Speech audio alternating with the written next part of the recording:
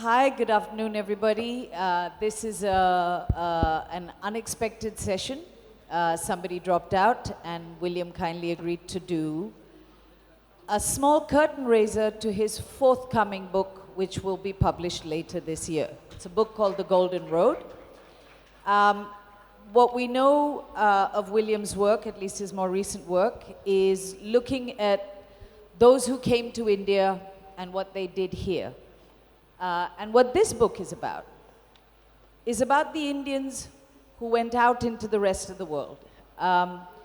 When I first met William, more than 25 years ago now, we were working on stuff, like I said, of people who had come here. The Mughals, St. Thomas to Kerala. And he's always been talking about how India has gone out there. This is the book. It's, I don't know much about it actually. I've just read one chapter, which he kindly sent me this afternoon. So I'm going to leave him to tell us what this new book is about. He's been working on it for a few years now, quite a lot of work. And take it away, William. So, first of all, I should apologize for not being Barka Dutt. Forgive me. Barka, sadly, has had an attack of asthma and is still in Delhi. I have some things in common with Barka Dutt, but I'm never going to be mistaken for her. So any attempt this may have been to pretend that I am Barka is being rapidly exposed, particularly with such expert guides as in the audience. So this book, this presentation opens with the slide in front of you. And this has just emerged from the ground in the port of Berenike on the Red Sea coast of Egypt. It is the first time an early Buddha has been found anywhere west of Persia. And it was set up by an Indian sea captain, quite possibly from around here, to thank the gods in thanks for arriving safely from India on the coast of what was then the Roman Empire. Those of you who sat at school studying Antony and Cleopatra at any point in your life, I'm sure Bacci probably played Cleopatra in her day, will know that at the Battle of Actium, Octavius defeated Antony and Cleopatra and absorbed Egypt into the Roman Empire. From this point, Rome had a frontier with India. Due to the monsoon winds, if you arrived on the Red Sea coast in winter, in the months of December, January, or February, you could put up a sail and arrive 3 months later on the Malabar coast. You would then have to wait 4 months for the winds to turn around, but after that point, you could then put up a sail and sail all the way back again with a skilled pilot, great ease, and safety. So it was a 3-month journey backwards and forwards. And this is something that, are we getting the, where am I aiming this at? AV guys, it's not reaching this clicker, so we're going to have to do next. Wait. Oh, here we go. So at G20, whatever you think of this government, they suddenly woke up to the existence of this route. And MBS, Biden, and Modi announced a new economic corridor next, which follows, whether they knew it or not, I don't know. Next slide, please. The ancient trade routes. And on the left-hand side of India, the little blue dots are the ports along the west coast, including Calicut, but particularly focused on Muziris, which was the main port of Kerala, and Barigaza, modern Bharuch in Gujarat. You could travel from there across the Indian Ocean to Aden, then up the Red Sea to Berenike. And this economic route is something historians are now realizing, which was not just a route that could link Rome and India, it was the most prosperous trade route of antiquity. For the last 40 years, we've heard a great deal about the Silk Road. Next slide. Next after this. Next. The classic conception of the Silk Road links the China Sea in a virtually horizontal line traveling to the Mediterranean.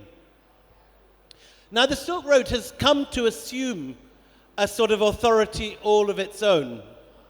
But in actual fact, the phrase only dates from the 1880s, when a German geographer named von Richthofen, who had colonial designs on China, came up with the phrase while designing a railway which was meant to run between Berlin and Peking, as it was then called.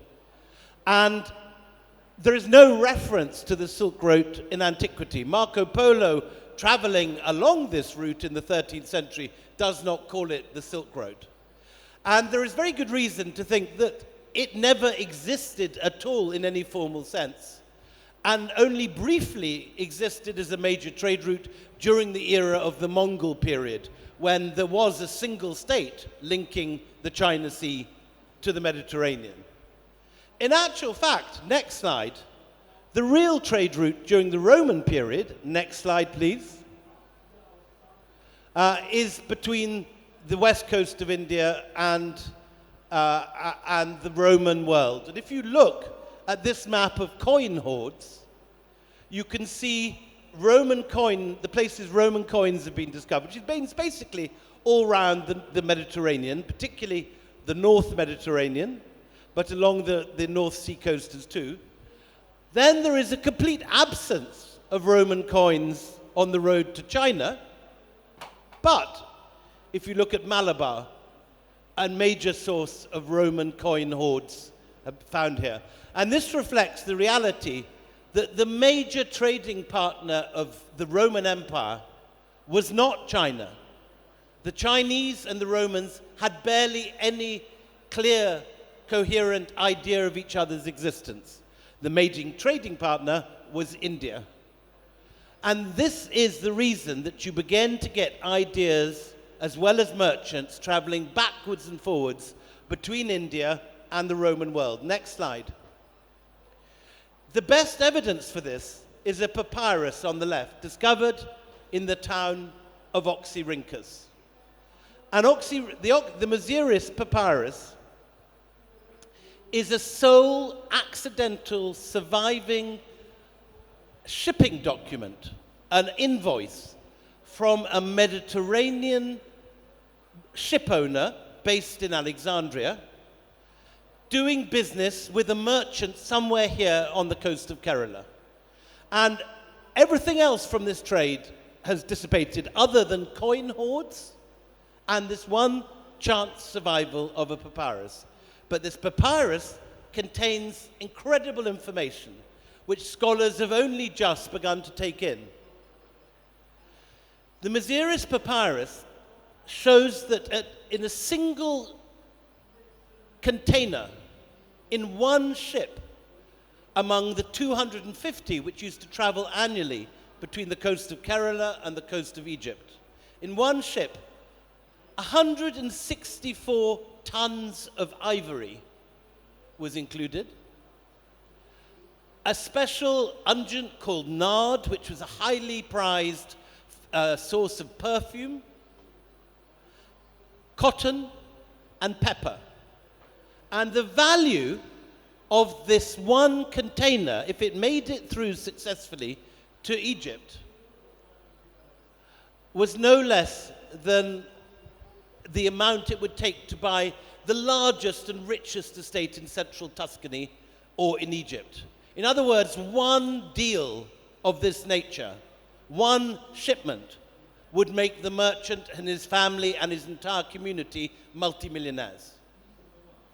And working up from this one invoice, this chance survival, economic historians are now talking on working out that the customs take on these enormous shipments, these high-value shipments, gems, ivory, pepper, cotton,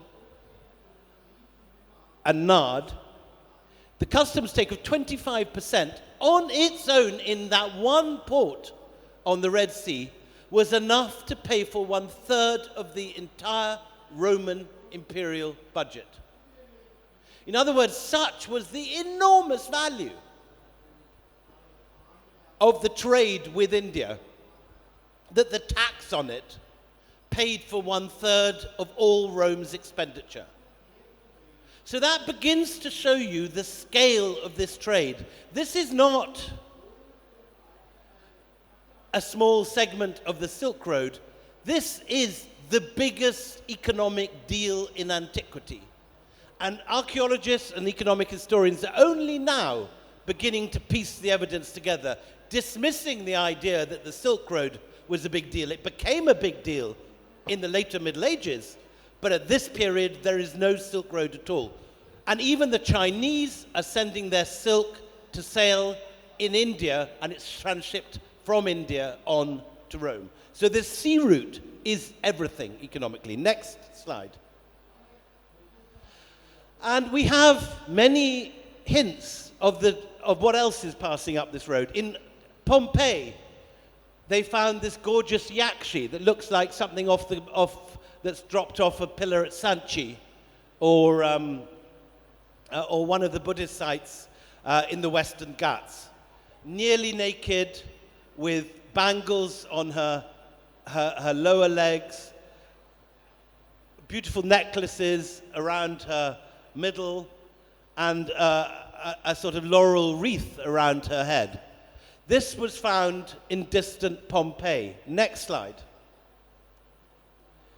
But these ships which were passing were very frequent, and the archaeologists at Berenike are now finding Tamil potsherds, ostraka they're called, with graffiti and inscriptions in Tamil and Gujarati on the coast of India, and beside it and inside this, fragments of the things that these Indian sailors were eating. So, rice, coriander, dal, all the things you'd expect a modern Indian sailor to take on a voyage in his tiffin cans are being taken in the 1st century to Egypt. Next slide. And in reverse, you're finding Egyptian, and specifically Greco-Egyptian. So, just to remind you of your history, Cleopatra was part of a Greek dynasty going back to the time of Alexander the Great, the Ptolemies, who occupied Egypt. So the people who become part of the world of Alexandria are Greco-Egyptians, with a Hellenized form of Egyptian art. Now, given the amount of toing and froing that's going on between India and the Red Sea, you're finding examples of this all over India, Pakistan, and Afghanistan. Under what's now Bagram Air Base, deserted by Biden at the fall of Afghanistan 18 months ago, archaeologists found the storeroom of a very rich merchant who'd left there many of his most high-status objects. These included a whole series of Egyptian glass beakers with images on the left of a gladiator, in the middle of the Pharos lighthouse in Alexandria, and on the right an image of the harvest. Next slide. Now, this has an effect on the art of Gandhara, this region now in Pakistan and Afghanistan that had a form of art that we've always thought was rather Hellenized. People used to think, the Brits said, it's obviously the influence of Alexander the Great. But the trouble is, it's being produced in the 1st, 2nd, and 3rd centuries AD, so about 400 or 500 years after Alexander the Great has gone. In the center, we have an example from Egypt of the goddess Isis. Left and right, we have the Buddhist figure Hariti, who's one of the yakshis that appears in the tales of the Buddha. And you can see very clearly that the iconography of the Greek, of the Gandharan example is based on the Egyptian model. Isis is the model for Hariti when you see her in Ajanta. Next slide. This is even more clear with Egyptian wall painting. Here's a picture of Christ on the left from Roman Egypt, from the Coptic Museum in Cairo. On the right is an image of the Buddha found in Gandhara. You can see not only are the images very similar, but the style of the painting is almost identical. Next slide. Center, Gandhara, the Coptic Museum, left and right. So the way of painting, look at the chin, look at the round circle, exactly the same.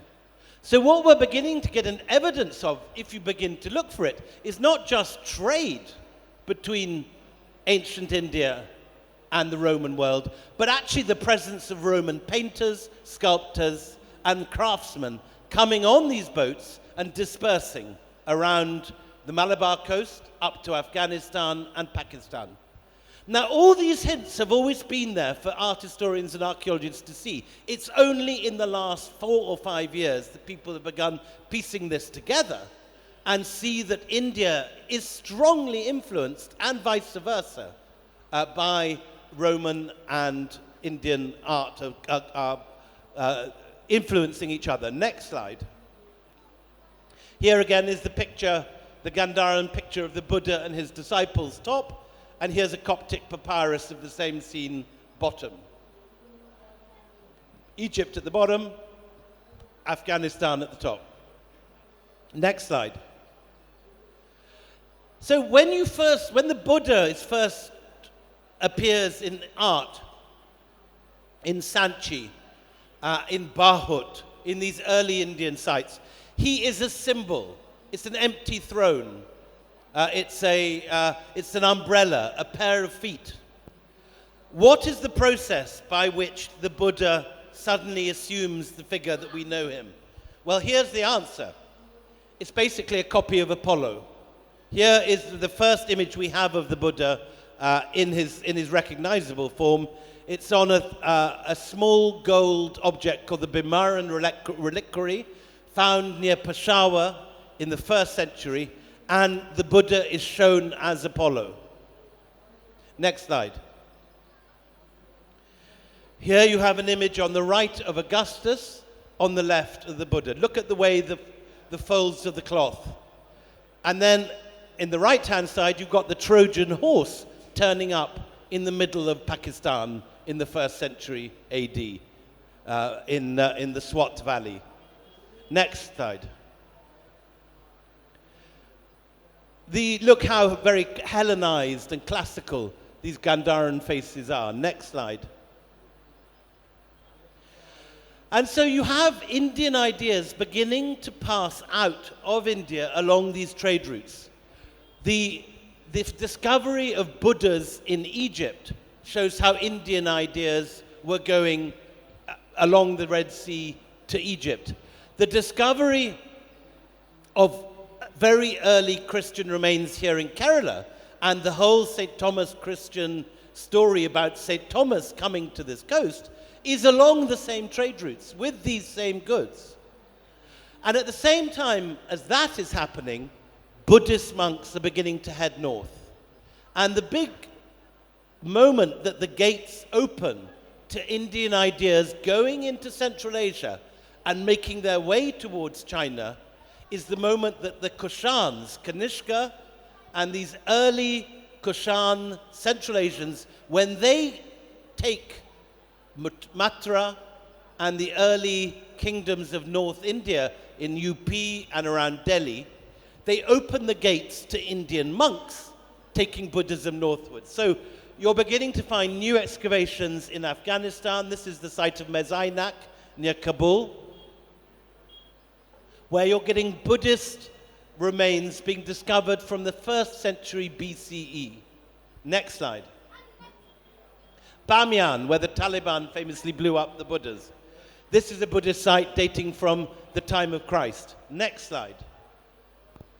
Little bit in Bamiyan, you get all these very half Roman, half Indian style of wall painting, now destroyed by the Taliban, but there as recently as 30 years ago. Next slide. And so into China. Next. Buddhism is, of course, an Indian religion. And Buddhism changes Chinese civilization more than any other force in history. And because we're so used to the idea that Buddhism is in China, we forget what an extraordinary thing it is that it's got there. And with Buddhism comes the whole package of Indian cosmology, astrology, astronomy, counting, furniture, clothes. It is the single moment in history when one civilization significantly alters Chinese history and civilization, and the nation which does it is India. And it does it through Buddhist missionaries taking Buddhism into China. Next slide. Within a century of the Matra Buddhas, these beautiful figures that you see on the left, that now one of these is in Rashtrapati Bhavan, the other is in the Matra Museum. Within a century of them being carved, copies are being made in Western China. Next slide. Indian gods, bodhisattvas, and artistic ideas are spreading through Central Asia. Have we got sorry, we've just gone blank. Here we go. Next slide. North of the Taklamakan Desert, the monks at a site called Kizil are taking the ideas of Ajanta and Ellora, and God knows what drugs these guys were on, but look at their blue elephants, monks levitating in the air. These guys had something very strong that they were smoking. And the monks at Kizil have some of the weirdest, most otherworldly mosaics and wall paintings anywhere in existence. Next slide. But all this marks the passage from Afghanistan through Kashgar along into Western China. Next slide. And it's at the Tang period when the Tang emperors begin to reach out to Indian rulers and establish diplomatic relations that you get the full panoply of Indian ideas colonizing China. Next slide. Next slide. So here we have an image of a bodhisattva found at Nalanda. And it is to Nalanda on the right that the famous Chinese pilgrim Xuanzang wishes to go to study. And Xuanzang has to escape through a China at war with itself. He passes through the desert, over the mountains, twice is nearly killed, once is nearly sacrificed, but he gets to Nalanda. And he spends 20 years copying Sanskrit manuscripts, buying others, and filling camels and elephants full of Sanskrit manuscripts that he intends to take back to China. Next slide. And his biographer describes what Nalanda is like at this period. 6 kings, he says, built as many monasteries around the site, one after another. And an enclosure was made with bricks to merge them into one monastery with one common entrance. There were separate courtyards divided into 8 departments. Precious terraces ranged like stars in the sky, and jade-storied pavilions spiraled like lofty peaks. Next slide. He describes how 10,000 monks at Nalanda studied the different schools of Buddhism, as well as the Vedas, logic, grammar, philosophy, medicine, metaphysics, divination, mathematics, Sanskrit, astronomy, literature, and magic. And we have a description of the library at Nalanda. It was 9 stories high and contained 3 divisions. The Ratnarandi, the Sea of Jewels, the Ratnasagar, the Ocean of Jewels, and the Ratnarajika, the Jewel Adorned. The priests, to the number several thousands, he writes this monk, are men of the highest ability and talent. This is Xuanzang. Their distinction is very great at the present time. The night is not sufficient for asking and answering profound questions. From morning until night, the monks engage in discussions.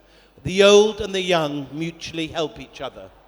So we have this brief moment in history when the Chinese elite are looking to Indian universities, not just Nalanda, but 3 or 4 other universities too in Bihar and in Orissa, for ideas on astronomy, for ideas of geography, ideas of how the world runs. And you have 4 or 5, it doesn't last long, but you have this moment when you have 4 or 5 generations of Chinese scholars coming to Nalanda on a regular basis to study, get degrees, and go back and teach Sanskrit. Next slide, please. Next. And we have images of what Nalanda looked like at this time. These tall towers with Buddhist monks and monasteries stretching on courtyard after courtyard. Next slide. Next slide, please. And the moment of peak India in Chinese history is when a woman called the Empress Wu Zetian takes over power. And Wu Zetian starts her career as a 14-year-old concubine in the bed of the old Tang emperor. And in the course of an extraordinary career, she manages to poison the chief concubine and the queen, remove herself from a monastery into which she's put on the old emperor's death, end up in the bed of the new emperor, and take over control, arrange for the new emperor to have some sort of mysterious stroke, and then occupy his throne. It's currently in the 120-part Chinese soap opera, if you want to watch it. But it is a true story. And of course, at every stage, she is opposed by the Confucian establishment, who regards her as a massive threat, quite for very good reasons. And so she comes to this idea that she's got to have some sort of backing of her own. So she has the idea, right, and she meets Xuanzang as a very old man when she's a very young concubine. And the light bulb goes on, and she decides to convert China formally to Buddhism. And how is she going to do that? She brings in a bunch of yes men from India to provide, in a familiar scene from politics today, to provide unequivocal evidence that she, in fact, is a god, no less the future matriarch. And all these guys take the money, line up, and give the prophecies. There's absolutely no doubt, they say. Wu Zetian is definitely the future Buddha. She may be the wrong sex, but that doesn't matter. She may not be it's the wrong time of history. Nothing quite matches in the prophecies, but who cares? And about 100 senior monks from India arrive in the Tang court in China and take over every department for this woman. And for this very brief moment, Sanskrit, Buddhism, and the whole Indian cosmology is imposed on imperial China. Now, as you can imagine, on her death, the whole thing becomes incredibly, there's a kind of wiping of the slate, and there's a huge reaction against this. But a lot of what she brings in remains in place in perpetuity. And this extraordinary story, which is little known, is the moment when Indian culture basically takes over imperial China, this brief moment, forgotten. Next slide. Here's the very lovely Wu Zetian in the 120-part Chinese soap opera, who looks a lot more alluring than the actual Wu Zetian in the top left, a picture of her in old age. That's the power of television for you, which Miriam can tell you all about. Next slide. So while all this is going on in China, a similar thing is happening in Southeast Asia. Next slide. When the gold runs out in Rome, because Rome has fallen, all the guys sitting along the coast here in Kerala who've been used to huge quantities of gold pouring in from the Roman Empire suddenly find that there's no more gold. And there's no way they're getting it, because there is, first of all, there's a Persian blockade. The Persians are at war with Rome. Then the Western Roman Empire falls, and there's a whole succession of cataclysms for about 200 years, which means that this enormous flow of gold from Egypt to India ends. What do Indian merchants do? They look, of course, for a new source of gold to replace the old source. And where do they find it? Suvarnabhumi, the islands of gold, Java, Indonesia, Borneo, and Sumatra. So from the beginning of the decline of the Roman Empire in the 3rd century through to a peak in the 6th, 7th, and 8th century, you find Indian merchants turning their vessels in the opposite direction and heading not westwards, but eastwards. There is a new golden road, and it's heading towards particularly Borneo and Sumatra. Next slide. And the point of arrival, the Berenike of the east, if you like, is not the Red Sea port leading to the Nile. It's these extraordinary inlets in the Mekong Delta between modern Cambodia and Vietnam. Next slide. And there is this enormous lagoon, very like the Lagoon of Venice, where Indian ships can sail inside, tether their boats, shelter from the storms, and set themselves up as traders in an area that is every bit as rich in natural resources as the Roman world. So not only do they find gold, they find pearls, incense, drugs, elephant tusks, rhinoceros horns, tortoiseshell, coral, lapis lazuli, parrots, kingfishers, peacocks. And you have an entirely new trade route beginning. And this is the beginning of the process, which will culminate 8 centuries later in the building of the largest Hindu temple in the world, not in India, but in Angkor Wat in Cambodia. This begins now in the 5th and 6th century. Next slide. Next slide. It begins specifically here. This hill, Angkor Borei, above the lagoon at Ok Eo and Phnom Da, is the site of the first Hindu temples in Southeast Asia. This is the bridgehead. Next slide. And by the 6th and 7th century, you're finding images of Vishnu using the iconography taken from India, but with Khmer bodies. These people are the local folk who are being depicted, these sort of Southeast Asian faces. But the iconography, what the Vishnu is holding, the discus, the conch, and all the rest of it, is copied from Indian models that begin particularly in Mathura, south of Delhi. Next slide. And you find these images being transformed onto the Khmer kings. Next slide. Onto Durga. Next slide. And by the 7th or 8th centuries, Southeast Asia is filling up with Brahmins. And the Chinese are pissed off at this because they are arriving in these courts wanting them to be part of the satellite of the Chinese imperial system. And they find there's a bunch of Brahmins who've taught everybody to speak Sanskrit, and all the kings have converted to Hinduism. And here is the king in the center, and he's surrounded by a bunch of Indian Brahmins and dhotis. And look, they've just turned up from one of the temples around here. Next slide. Then you get a wave of Pashupatas, these ash-smeared ascetics who bring a new form of Hinduism, a Shaivite Hinduism, to Southeast Asia. Next slide. They're extraordinary wild figures, but they very much offer the kings and chieftains of Southeast Asia a whole new menu of goodies. Divine power, links with the gods, sacred coronations, stuff that people had never even conceived of, are offered to these kings, and they seize them with both hands. Next slide. And you begin to find an attempt by these kings to turn Cambodia and Java into a holy land.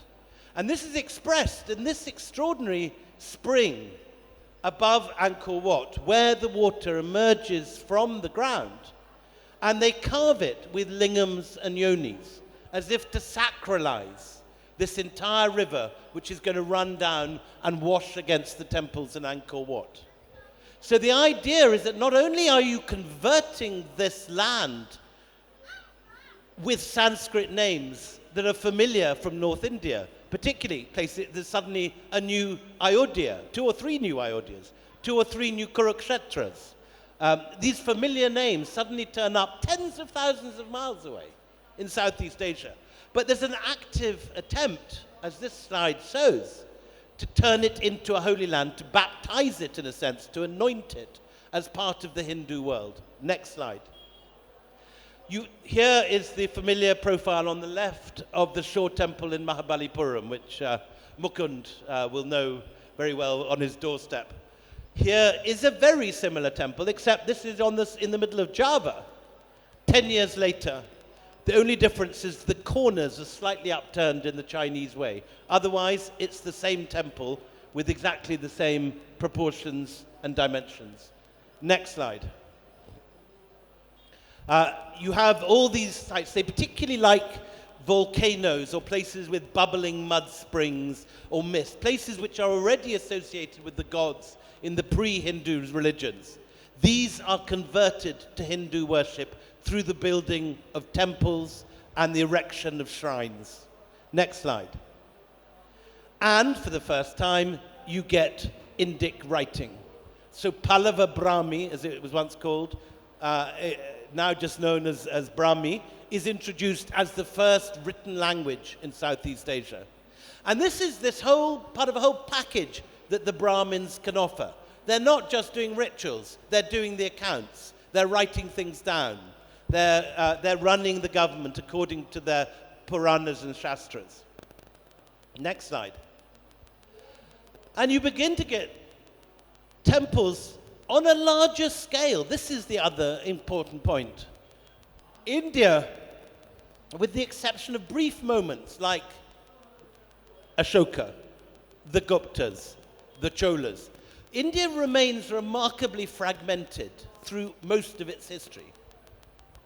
When Xuanzang arrives at Jalalabad, which he regards as the border with India, he says, "I have arrived in India, a marvelous region of 70 countries." And so he's aware of India as a place, as a geographical expression, as a sacred unit, but politically it's all over the shop.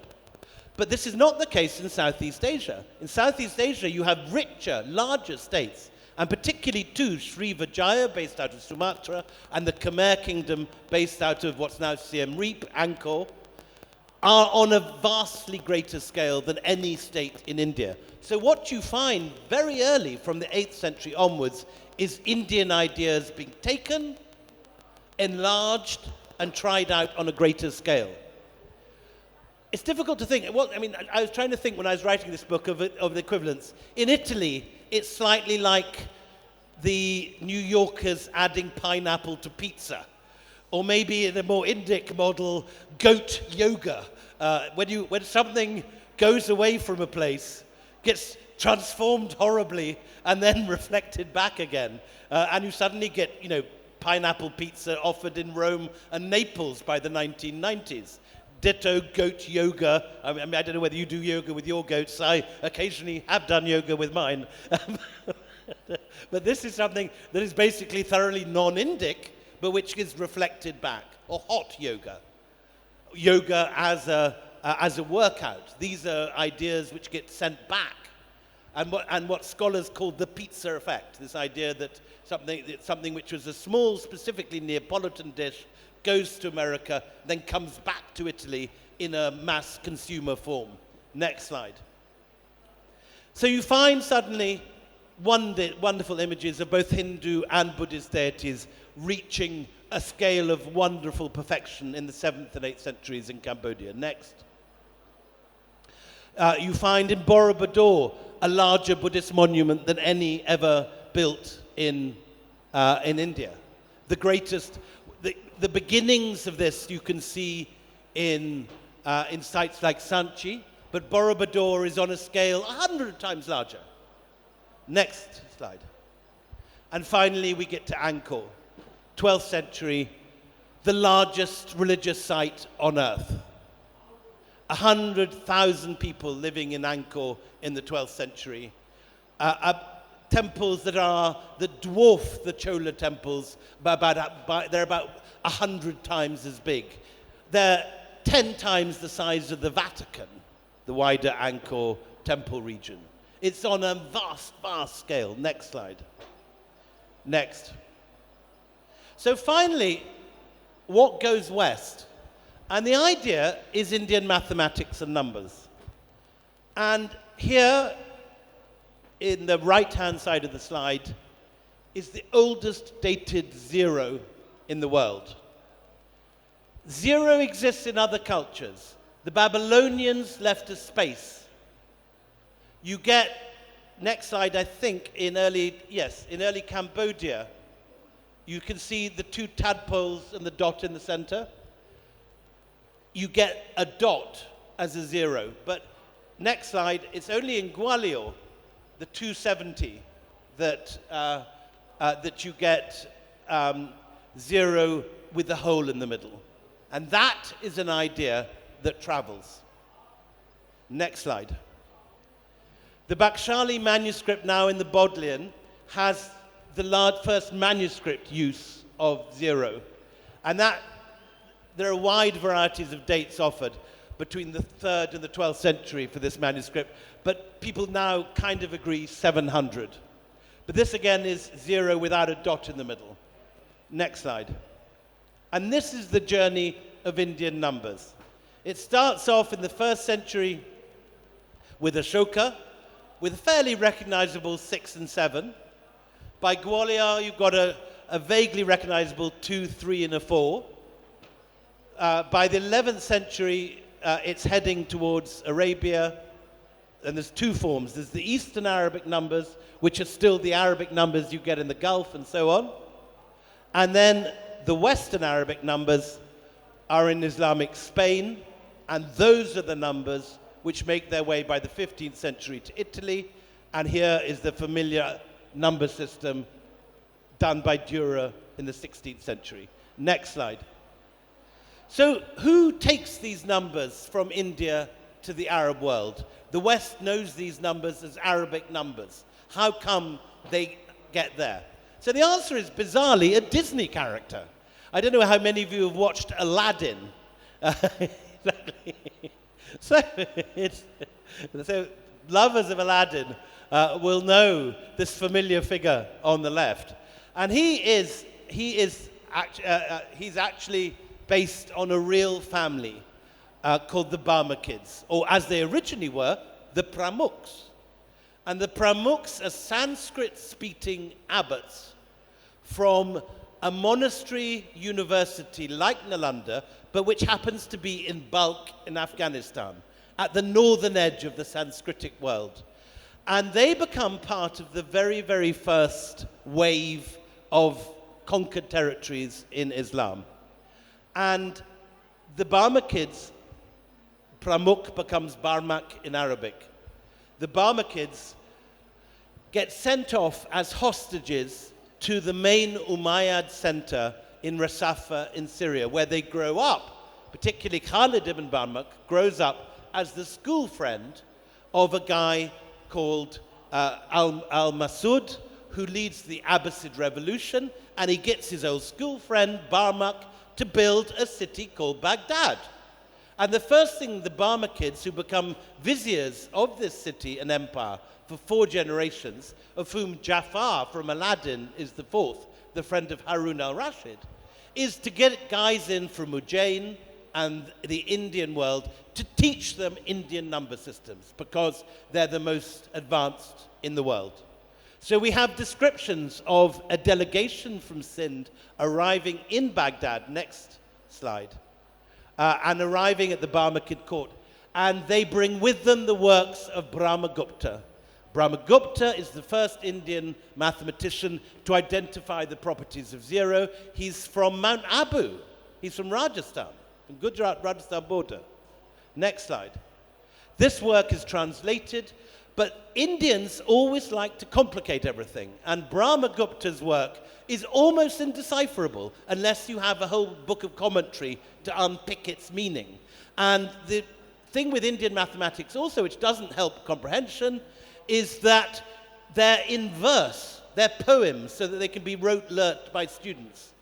So it takes an Arab, or actually not an Arab, it takes a Persianate guy called Khwarizmi from Khwarazm, which is actually Uzbekistan today, who's migrated to Baghdad, Arabicized his name to Al-Khwarizmi, to produce a book of clear mathematical principles that are not in poetry and which are not indistinguishable. You don't need a degree in Sanskrit to understand.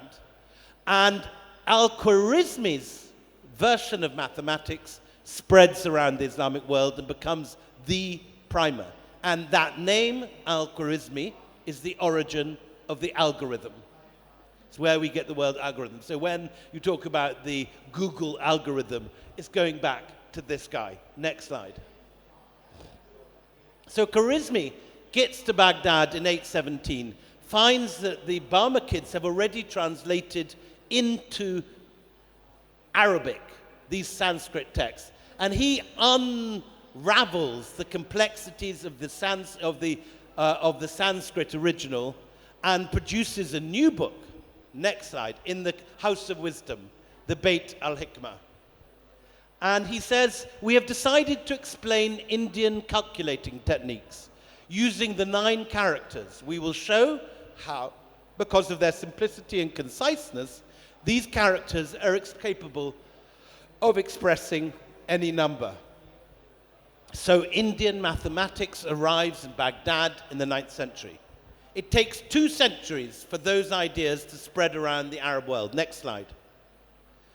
And Al-Khwarizmi's book, which is called, and it isn't a book of plagiarism, he declares the title of the book is the compendious book of calculating by completion and balancing according to Hindu calculation. He's completely clear where he's got these ideas from. Next slide. So they travel across the Arab world. Next slide. It's taken on from Arabic Spain all the way to Sind. Next slide. And it's only in the 12th century that these ideas begin to make their way to Europe. How? Interesting story. Look at the map. You see the Mediterranean? Egypt, go left, Cyrenaica, go a little bit left, and in that area there, you can see opposite Italy is what's now Algeria. A young kid from Pisa comes with his father, who's in charge of the customs house of the Pisans at the port of Oran in Algeria. That kid just goes to the local school, like my kids went to in Delhi. He learns Arabic. He learns the usual way of calculating by what is then the normal method. He goes back to Italy, where they're still got XX, C1X, 1V, and all that sort of Roman way, which is impossible to do mathematics with. And he writes a book called the Liber Abaci. And that kid is Leonardo of Pisa, a.k.a. Fibonacci. Next slide. So Fibonacci brings the ideas formulated by Brahmagupta in Rajasthan to Pisa in the 12th century. And he writes a book. Next slide. And it's called the Book of Calculation, the Liber Abaci. And he, again, attributes these methods to India. Next slide. In Algeria, he says, I was introduced to the wonderful teaching that used the 9 figures of the Indias, with the sign 0, which the Arabs call zifr, al-sifr. Any number whatever can be written. Getting to know this pleased me far more, beyond all else, and I set my mind to it. Everything else seemed to me as a kind of error in comparison with the brilliant method of the Indians. Therefore, concentrating more closely on this and studying more attentively, adding a few things of my own and also putting some subtleties in it from Euclid's art of geometry, I made an effort to compose in an intelligible fashion as I could this book, so that those seeking knowledge can be instructed in such a perfect method that in future the Latin race may not be found lacking in mathematical knowledge. Next slide. No one takes any notice of this because he's just a kid in Pisa, but by pure good fortune, the emperor comes to town, and Frederick II, who's the most brilliant emperor of his day, organizes a sort of countdown-style mathematical competition in public. And he challenges Fibonacci, then aged about 21, to the most difficult mathematical problems that his courtiers can come up with. And he's up against the Byzantine and various Italians, and of course, the fact that he is Fibonacci, he runs rings around all of them. So he's called to the emperor's palace in Palermo. Next. And Castel del Monte, which is this extraordinary, very geometrical castle that Frederick II builds in southern Italy. There he meets, and this is the crucial thing, he meets a Scotsman. And you don't get anywhere in life without meeting a Scotsman. He meets Michael Scott the Wizard, who was someone that I grew up with in my cradle. He was regarded in Scottish myth as this wizard, but of course he's just a scientist. And Michael Scott, who is a practical figure, says, come on, this is all too abstract. The Scots don't like abstractions. We like everything to be very straightforward. And he says, what you've got to do is you've got to do some practical examples of how you can use this as a merchant. So he gets Fibonacci to do a second edition, which includes currency conversion and that kind of stuff. Basically, exactly the kind of thing you need if you're a merchant traveling between countries or actually using mathematics for trade, for merchandise, for economic daily use. And it is the second edition of the Liber Abaci, 20 years after the first, that becomes the standard method of teaching mathematics.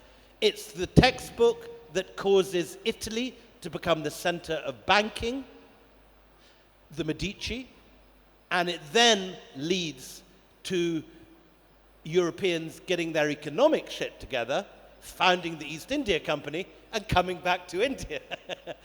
Next slide. So the Medici are all following Fibonacci's mathematical techniques. Next slide. And ironically, because we're in Calicut, Fibonacci's book is finally published as a printed book in Venice 4 years before Vasco da Gama lands in Calicut. Thank you. Thank you, everybody. I'm not sure why I was sitting here, but I hope you enjoyed what William did. And thank you, William, and look out for the book when it comes out in September. Yeah.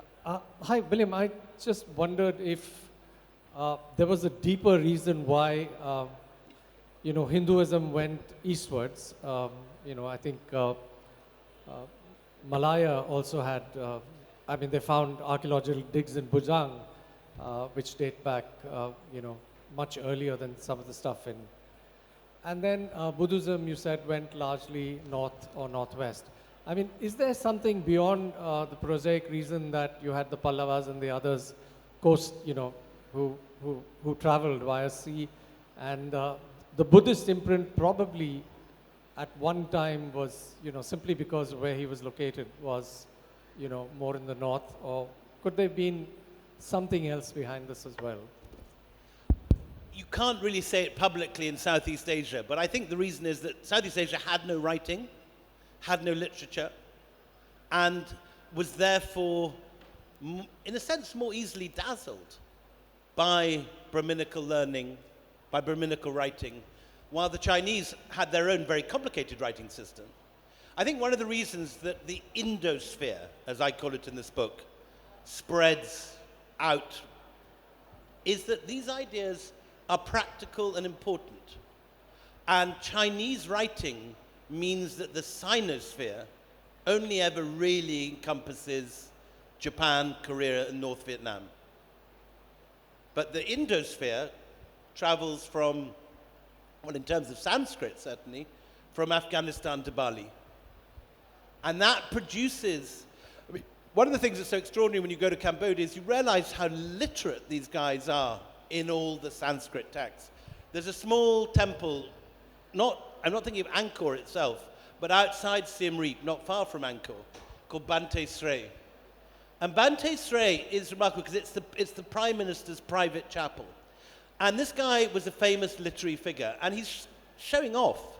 So there's 2 or 3 references to Kalidas, there's 2 or 3 Mahabharata references, there's the Ramayana, there's obscure Tamil lady saints who are famous bhakti figures in Tamil Nadu, but not known even in Andhra. And all these references are there in Bante Sre. So you get the impression that just as in a later period of history, Ghalib loved to show off his Persian, and figures from 2 or 3 generations ago would show off their Oxford learning in Shakespeare, so these Khmer intellectuals sitting in Angkor in the 12th century were dazzled by the Ramayana, by the Mahabharata, by Kalidasa's plays, and were showing off their familiarity in the same way that figures from early Naipaul novels show off their Shakespeare learning. So you spoke about how the customs duty from the trade was enough to pay 1/3 of the Roman budget, right? So who were the people in India making money out of this, and what were they doing with the money? Well, this is new. The data for this has been around 100 years, but as is often the case, if you don't look for something, you don't find it. And particularly the case of Gandhara art is interesting. We know that it was all done in the 5th, 6th century AD, but the Brits were convinced it was Alexander the Great. It's always Alexander the Great, this great conqueror coming from Greece. It doesn't work out. Actually, it's Roman influence, and possibly even Roman craftsmen in many situations. In the same way, you've got trading elite along the west coast of India, particularly. Also in the east coast, you've got Arakamedu outside Pondicherry, where you've got clearly Romans arriving every year. When Mortimer Wheeler dug it in the 40s, in the colonial period, he interpreted it as a Roman trading station. Now, that seems absurd. The Romans were landing there, but it was clearly a Tamil port, where all sorts of guys turned up. People, black guys from Aksum, from Ethiopia, Persians from Shiraz, Romans, Greeks, Alexandrians who were not necessarily Romans, but were probably ethnic Greeks or partly Egyptian. And you're getting all these different groups turning up at a Tamil trading station. So very early on, you get these Tamil merchant guilds forming. There are 3 or 4 different guilds. You see their inscriptions all over, as far north as Karnataka and the Chalukya territories, but all over Pallava, Mahabalipuram, Kanchipuram, and here into Chera territory in Kerala. And these guilds were armed guilds. Dare it not be said, not dissimilar from the East India Company. They had fortified settlements like Madras or Bombay or Calcutta originally were, except that they were in Southeast Asia. Okay. Thank you for the wonderful presentation. And my question is, the spread of Buddhism in China, do you consider it as an Indian invasion, cultural invasion, or it is a cultural exchange? Because in China and India, the Buddhism are totally different. There are a lot of cultural exchange between India and China. So it's a very, very important question. Now, one of the reasons that particularly Southeast Asian scholars have been fighting this story being told is because in the 1930s and 40s, nationalist Indian historians like Majumdar told this in terms of an Indian invasion. That was the phrase. And these were described as Hindu colonies. Now, that's not true. We know that, there was a brief moment when the Cholas do effective military action in Sumatra and in Malay, along the Malacca Straits. But otherwise, although you clearly have armed trade, like the East India Company in its early days, people traveled with warriors to protect their goods. You know, there were pirates, there were people that would steal your gold if they could, everywhere. So trade had to be armed, but it was not an Indian colonization anywhere, with the single exception of Rajendra Chola's expeditions. That seems to be the one moment when you actually have Raja Chola takes Sri Lanka, and Rajendra Chola, who also attacks Orissa, Bengal, Karnataka, takes the Maldives, Lakshadweep, reconquers the whole of Sri Lanka, and sends expeditions to Malacca and to... now, scholars dispute how long the Chola thing lasted in Southeast Asia. Nationalist scholars talk it up. Liberal scholars tend to talk it down. But wherever you stand on that, it clearly was the exception. And in almost every case, it's a question of merchants bringing goods, taking monks and missionaries with them, and the locals taking things which were useful to them. So if Hindu kingship was a useful concept when you were the local Raja in Borneo, you bring the Brahmins in. But that's not the same as the Brahmins arriving in a ship full of warriors, cutting the guy's head off and taking it over. Ditto in China. And China is one place where you get definitely ideas going in both ways. So the Chinese famously invent gunpowder. They invent paper. And there are all sorts of things coming back to India.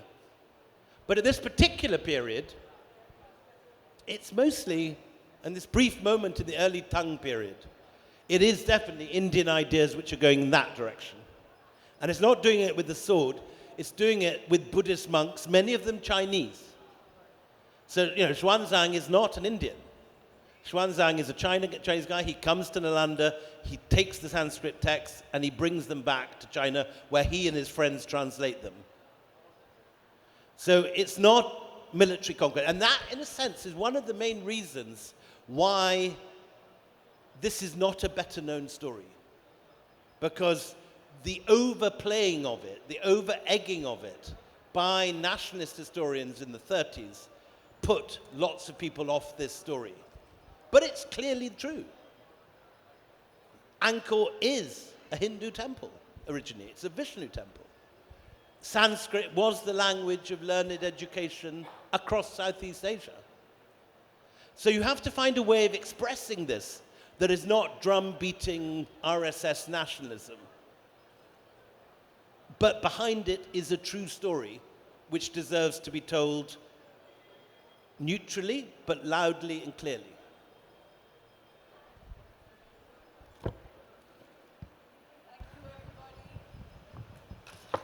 Thank you, William Darlymple and Miriam Joseph. Thank you for the wonderful session.